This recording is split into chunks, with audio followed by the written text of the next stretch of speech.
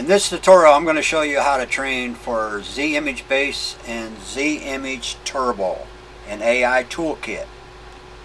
Alright, I'm going to have to do this with the screen capturing for my images. I can't run the program at the same time and record. As you can see here, this is my data set. Okay, you can't see the heads. I took them out. I just screen captured my captions here. I got a female person on all of them. There is a total of 40 of them. Alright, if you want to follow along, so just to make sure everything's working, try to do exactly what I do. Then if it works, great. But don't try to change things up. I got a reason for everything.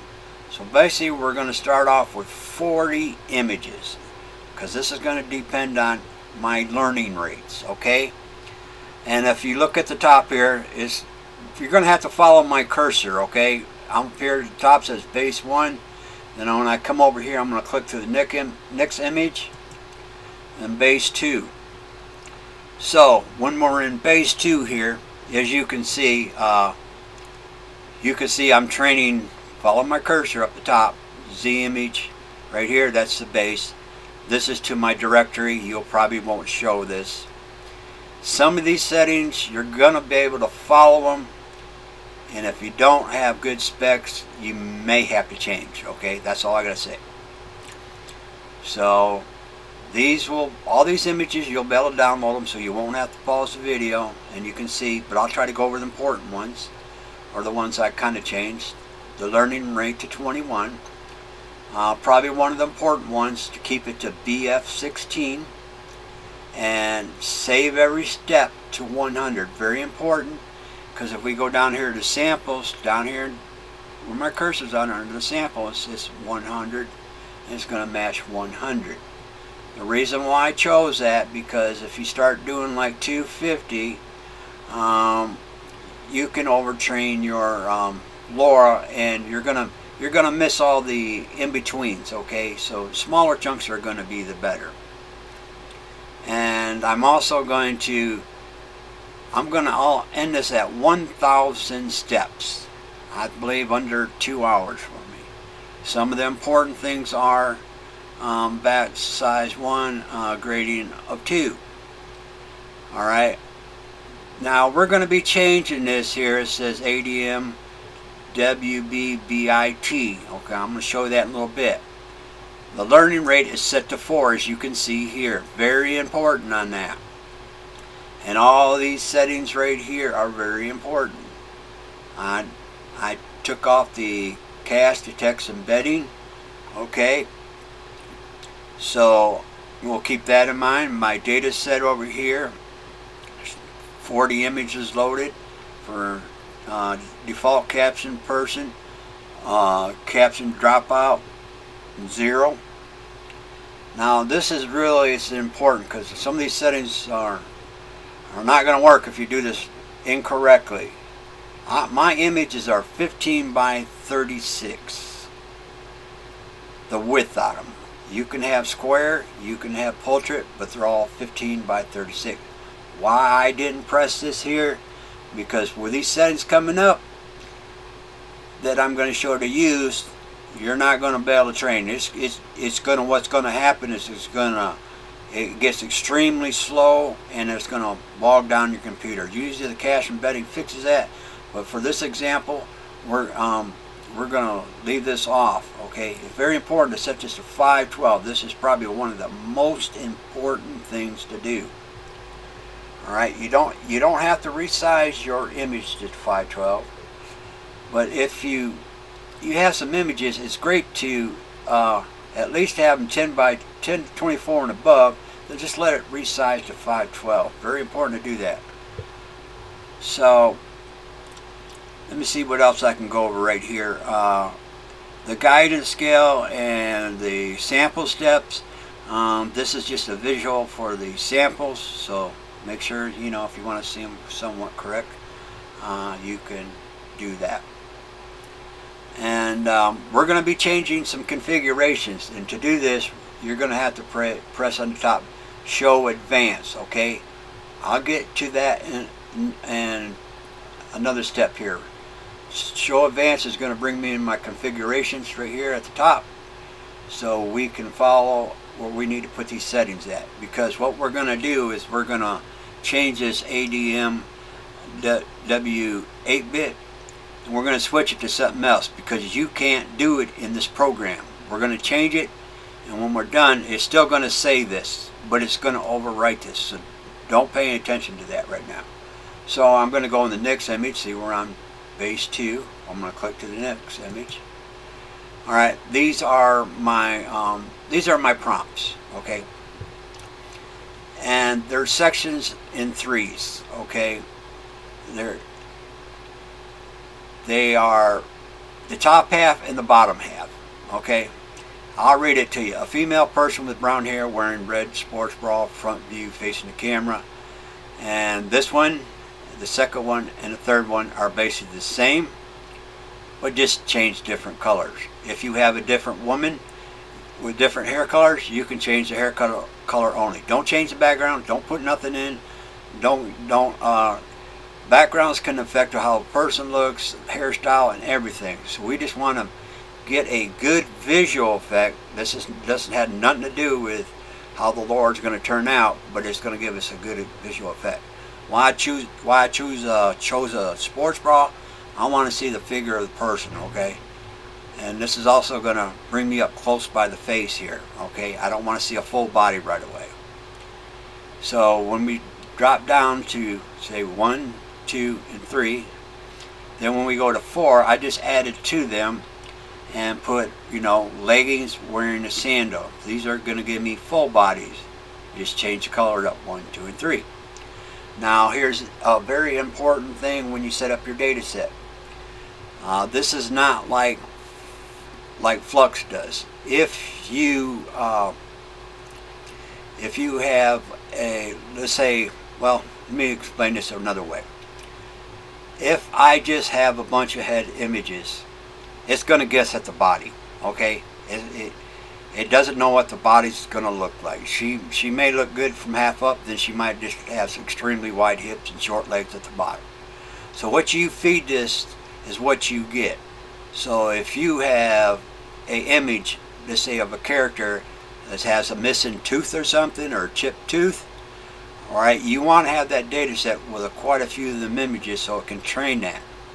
Normally in Flux, it will try to correct the teeth. Okay, so make sure all your data sets, everything that you really want to show, maybe add a few more images. Okay, so you want to do from maybe the chest up, then you want to do maybe from the hips up with the hands in it, then from the bottom of the feet to the top of the head. That's why I put sandals on here. Okay, because if you don't prompt it for sandals, and you got to prompt to the top to the bottom. So I'm prompting from the brown hair all the way to the sandals. If not, you don't get full body. And what's good about Z image, it understands very good. So we're going to get a full body here. So we're going to go to the next step. And remember, I told you we have to go into the show advanced. I'm already in here. I already clicked it. And this is where we're going to change the optimizer. If you do I should have put the word optimizer in here for the word search. Then this is where you change this at. Okay, I already changed it. If you do a word search and it can't find it, it's because there's like 3 different sections that you gotta, or maybe 4, that you gotta click through and press search and search. All right, it found it. I switched to the adamw. All right, that's probably one of the important things. If you don't do this, it doesn't work correctly. You can check different optimizers, but for this time, we're going to leave it as is. Here's another one here. Bypass guidance embedding. Okay, this is, I believe, this came from Ostrich, the maker of AI Toolkit. By default, it's set to false. You need to set it to true. Okay, this is very important. And then when you're done, you'll come up here and you'll press update job. Alright, now we're into the turbo settings right here. If you can see my cursor up here in the top. Almost the same settings, but not quite. So basically, you know, you switch to turbo, and then you'll do all your settings as normal. Yours won't align with mine. I got my path here, so we're gonna kind of keep everything somewhat the same. Okay, we're gonna keep the BF16, the 100 step the same, and I'm gonna jump down here and I'm gonna change the learning rate down to 2. Okay, that's different from the other one. Some of the settings that you can take through. Now here's a different one that's more important. I'm going to switch this to 768. Okay, it seems to work fairly decent for this, so we're going to keep this. Don't go any higher. Okay, it might sound kind of backwards, like, hey, I'm training on small images. I thought the bigger the better. Okay, in this case, from what I'm seeing, it's not. Okay, so that's controversy here. So, and you can just see all these settings that I've done here. Okay, we're into turbo 2. Basically the same thing here in the prompts. There's 6 of them. Nothing special. Okay, and we're in turbo 3. Here we switched this again. And then we change this to true again. Okay, just like we did the first time. Now it's gonna, now these images you can go through that I'm going through right now if you want to read them. These have dynamic prompts. If you're familiar with them, you can use these here. Here's the base turbo settings you can go over. Here I got one for the base and one for the turbo, and 2 separate. I'll have two different zips that you can try. Now these are for your personal use only. Don't do anything wrong with them, and we'll just keep that in mind. And it's got the config file here. Now I did some changes, so my config file should line up. It's just my path to my C drive is kind of messed up. I changed a couple things up, but you can ignore that part there. Now here's something. You can change up some of these models, a turbo with a base, okay? And sometimes there's certain ways that it won't work. Now the old method before the base was turned came out was step 10, scale 1. Everybody said the image were blotchy, which they are. Let me see if I can zoom in here. Alright, now we'll go back here. Now you look at it. Now I got 6 and 2. It's not blotchy. Okay, let's do it before and do after. So with that said, let's see here. Now on these, you can see I'm using the same seed, so it's, you know, it's trying to give me the same image. So you can kind of experiment with that.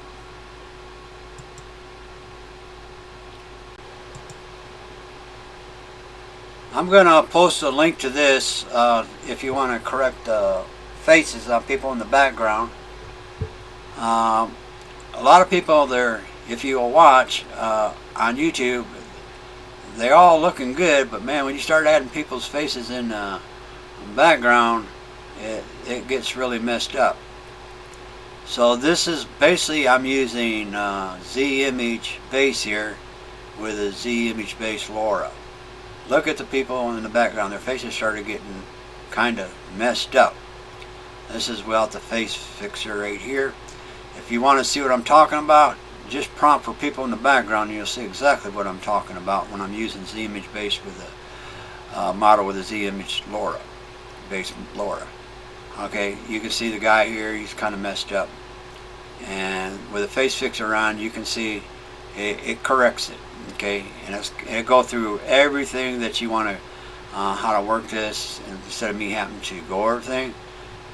This will help correct it, and you can see I'm using the same seed, and you can see it had a little slight tint in changing the tone of the color, but it still represents the face of the lady here. But you can see, you can go over this. I'll post a link here. If not, you can still copy and paste this. I'm over here. This is me, and I'm not going to go through the whole thing, but if you ever want to try it, give it a try. Like I said, if you don't know what I'm talking about, just when you prompt, just go ahead and prompt for people in the background. Now I'm going to show you some example images, okay? And some of your images may not look so good sometimes, and you can really fix them just by adding a few things at the end of your prompt, okay? And I'll see if I can give you a couple of examples, and you can kind of see, so you can compare. And I'm not getting in full detail, but this is the best I can do. Some of these settings are credited to Ostrich. Some of these people may already said about it. I try not to copy anybody's work, but this is what I got so far. So let me go over a few images if you want to take a look at them.